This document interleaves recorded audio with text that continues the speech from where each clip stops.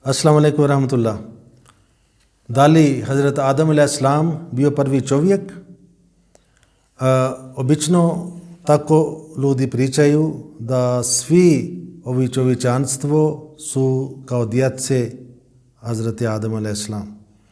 Adam nije bio prvi čovjek.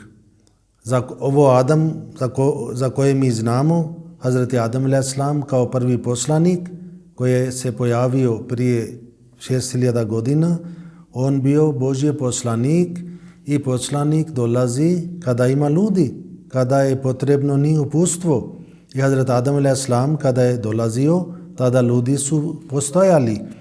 I on nije bio prvi čovjek, on bio poslanik za naš era i časni Kur'an ne govori da je Adam alaihissalam on bio prvi čovjek, nego opšte časni Kur'an govori za Hazreti Adam alaihissalam kako smo stvorili i kada se kaže da kako je Allah stvorio i kada je on završio, onda rekao malecima da pokori Adama i to se kaže kada je Allah udahnio, znači kada je učinio njega kao Božji poslanik i kada on dobio objava i onda bio naredba za ostali ljudi da njega slijedi.